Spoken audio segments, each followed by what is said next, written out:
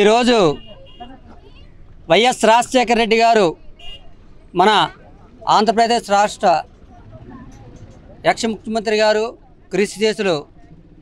రాజశేఖర రెడ్డి గారి 76వ జయంతి సందర్భంగా ఈరోజు మన పద్మనాభనగర్లో ఈ విశాఖపట్నం మల్ల విజయప్రసాద్ గారి ఆదేశాల మేరకు వెస్ట్ నియోజకవర్గంలో 4 వార్డుల కార్యక్రమం ఈరోజు పద్మనాభపురం ఆయన విగ్రహం దగ్గర అయితే చేయడం జరిగింది. ఇందులో భాగంగా మనిషి బతికుంటే ఎన్ని మంచి పనులు చేస్తారో ఆయన తనంతరం ఆయన గుర్తుంచుకొని ఆయన జన్మదిన వేడుకలు చేశామంటే ఆయన ఎంత గొప్ప వ్యక్తో ఈ రాష్ట్రానికి మనం తెలుసుకోవాలి. ఎందుకంటే ఒక ఆరోగ్యశ్రీ సుమారుగా 2 లక్షలు అప్పట్లో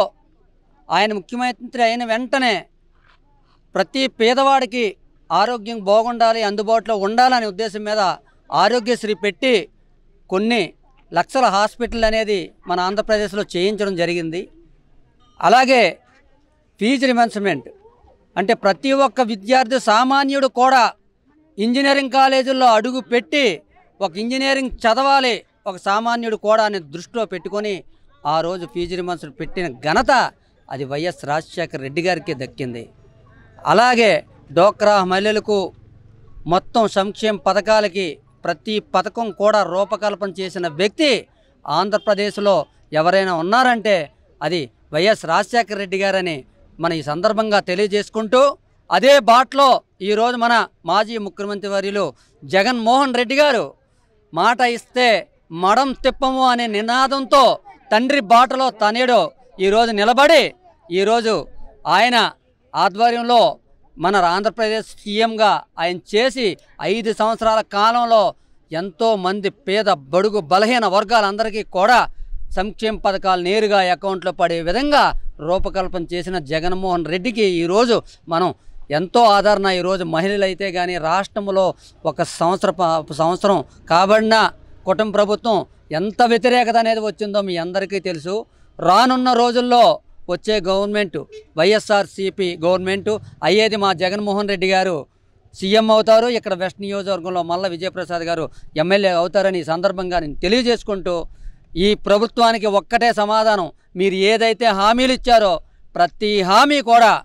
నెరవేర్చే విధంగా కృషి చేయకపోతే వైఎస్ఆర్సీపీ డిమాండ్ చేసి ప్రతిసారి ధర్నా చేసి ప్రతి సంక్షేమ పథకం పేదలు అందే వరకు కూడా కృషి చేస్తుందని తెలియజేసుకుంటూ ఈరోజు మంచి మనిషి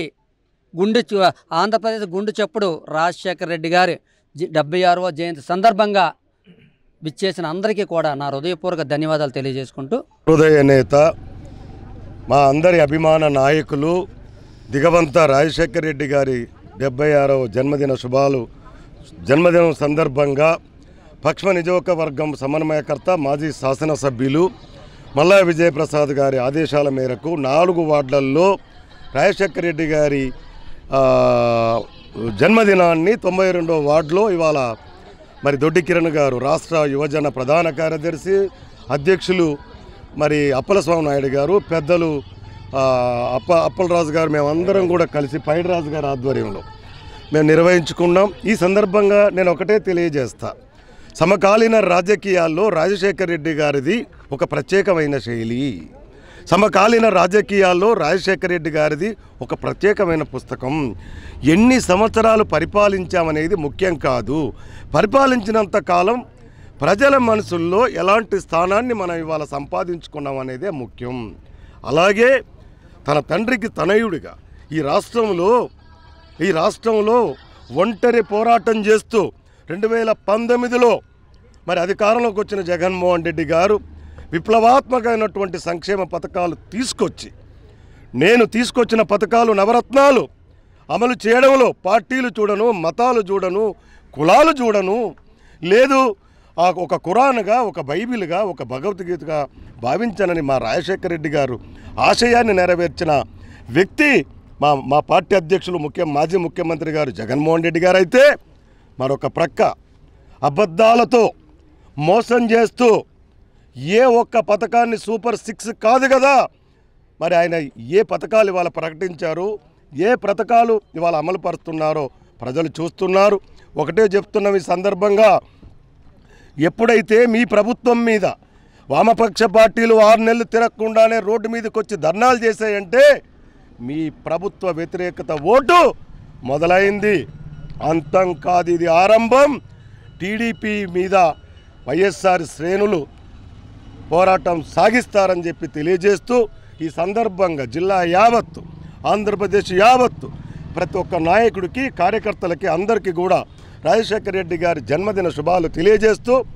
రానున్న కాలంలో జగన్మోహన్ రెడ్డి గారిని ముఖ్యమంత్రి చేసుకోవడానికి సురక్షితులైనటువంటి వైఎస్ఆర్ కాంగ్రెస్ పార్టీ శ్రేణులు సమరశీల పోరాటం సాగిస్తారని తెలియజేస్తూ మరొకసారి రాజశేఖర